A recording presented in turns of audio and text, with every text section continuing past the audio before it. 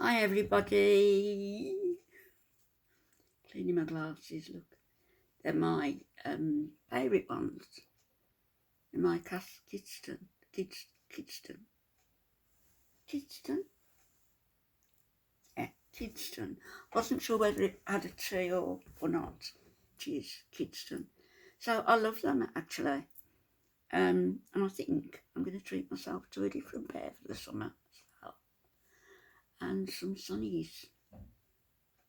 I've got some sunnies, but they're not prescription.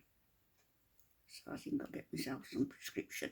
Especially Nova for coming to Ireland. I can't show you up, can I? I've got to be dressed properly. Anyway, my boys are here. You can hear the drill. Well, I've sent Nova a picture. Not of my cameras, but of the garden. So when they finish doing what they're doing, it won't take too long. We're going to go out for lunch. I was going to make something, but they're taking me out, so that's going to be nice. And my son said, "You're changing out your nightshirt." They've got no sense of style, have they? It's a dress. It's one of the ones I showed you yesterday, you know, off Amazon. Cheap, cheerful and nice. It's linen and it's lovely. It comes down to my ankles, so if I wear heels with it, it'll be just nice. So that and my glasses. It's a very sunny day. It's absolutely beautiful out. Lovely. So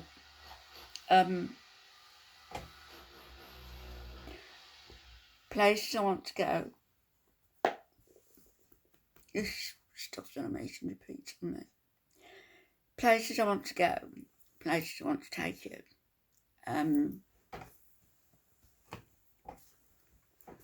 Of course, there's going to be Ireland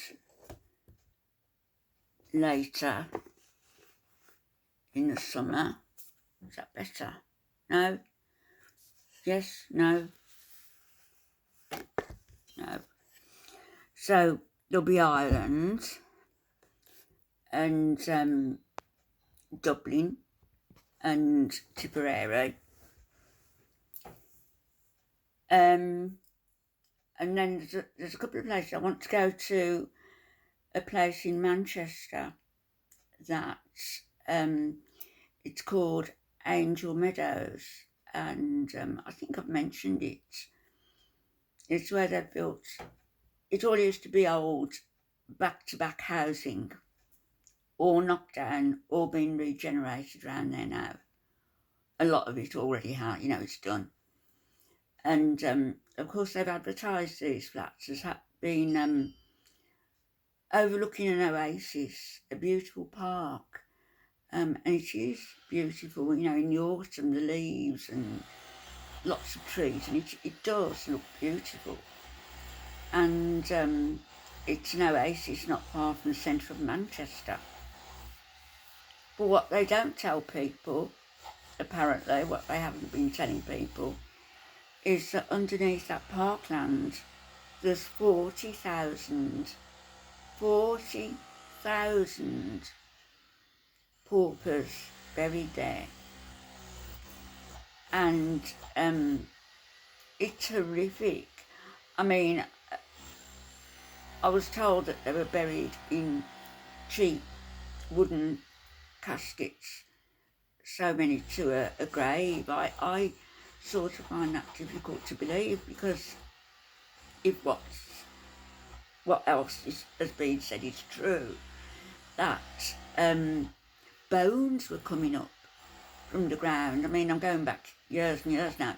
Bones, you know, as the ground was all wet and everything, there was bones being found, and they were used at the beginning of the century, taken to the glue factory and used there. There's been kids playing football with human skulls. I mean, it's horrific. But I wanted to go because I think it's a place of great interest, historical interest. the drills. And I'd like to go to pay my respects also. I think it would be a nice thing to do. You know, it's only recently I found out about it, and I was shocked when I heard the stories. And that was during the times as well when the little kids were used in the factories. They were used to, you know, the looms that went round. They were used to get between the weaving thingies, whatever, the looms, and untangle the knots because they were so small and their hands were so small. They could do it, but some of them lost limbs, you know, little kids, as young as 3 and 4. It's awful. I mean, I know I want to go to the Skibbereen. I can't think with the drill going to the Skibbereen famine victims site. I want to go there. I don't know whether it'll be this trip to Dublin or whether we'll wait, because I think we're only going to be there for a week, and I've got cousins to see, and hoolies, you know, bit of a hoolie. So I'm not going to get down to Skibbereen, I don't think. I'd like to, but I think it's going to have to wait. So I'll go and visit the one in this country. You could say that they were famine victims also, because they had so little food, bad clothing, bad housing. Heartbreaking, really. So we'll be going out, and also I'm going to use you. I've said it before and I mean it. I'm going to use you for support, because I have to go to get my jaw done, and they're going to have to take teeth out. I don't know whether they'll be able to put implants in. I hope they can. I don't know, but I don't really care, you know, as long as it's sorted out now once and for all, and I don't have to think about it again. It doesn't hurt me. Occasionally, you know, but it doesn't hurt. It's necrosis. It's dead. My jaw's dead. So I'm surprised my teeth are actually, well, a few of them still sticking in. They're stoic teeth. So I've got to phone the hospital today and see, you know, when my appointment is, and if they can bring it forward, if it's a long way ahead, because I want to have it done before I go to Ireland. So we'll see. One more thing I'm going to address just briefly. I've been sent a lot of screenshots, and I've had emails from people, not saying who again, all about what's been said about me by the Messica person and others over there. I'm really very surprised at Foodie B-Day, because I really liked her. Thought she was funny. Foodie B-Day and Just Freezing, joining in with it, the bullying, because you're welcomed into my channel. And didn't I make you one of you a mod, Foodie B-Day? You were welcomed, you know, with warmth by all of us, and I'm really sad that you've jumped on a particular bandwagon that's absolutely going nowhere. Where's it going? It'll go in circles, because built on lies. So I'll say it again, it's tiresome. I am not racist, I am not homophobic, and neither do I have Alzheimer's disease. How dare you? How dare you? What kind of people are you?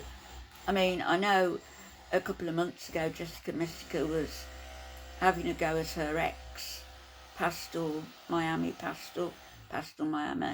I don't really know her, I've never watched her, but she seems very, very well spoken and knew what she wanted to say and said it in a very polite, nice manner on Just Breathing's channel.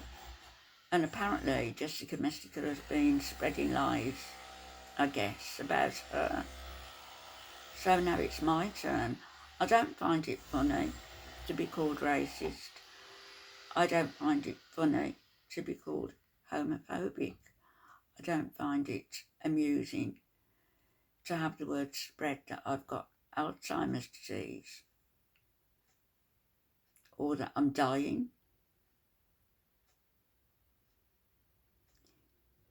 Where do you people get off?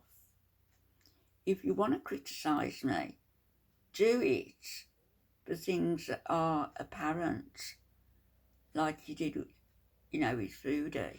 Like we all criticise her for things that are apparent. But you people don't know me.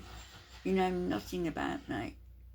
And you're saying these horrendous things that absolutely hurt my soul.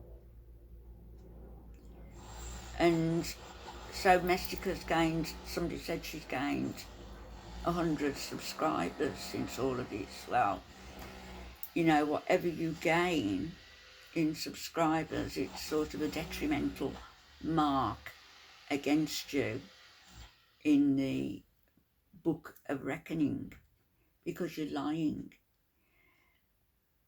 And you latched on something I said when I was saying, women can prostitute themselves. Well, of course they can, and so can men. You can do it by words, you can do it by deeds, as I said. And you said it was all about you. It actually wasn't all about you. You said you were the only one who sent Nada nudes. No, you weren't. Jennifer Corvina did. Pretty Genius did. Foodie did. And he was holding it over her head. Blackmail.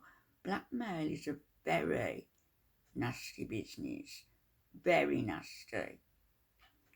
And what is even worse than that is character assassination. So what you're doing to me is libel. Because it isn't true. You're wrong. You think your big mouth is going to get you big views on your channel. Well, it might, People will be attracted to you maybe for the drama.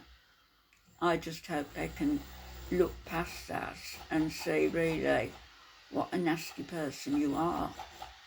A dangerous person you are. You're the sort of person who, in times gone by, would point the finger at a woman as being a witch if you didn't like her.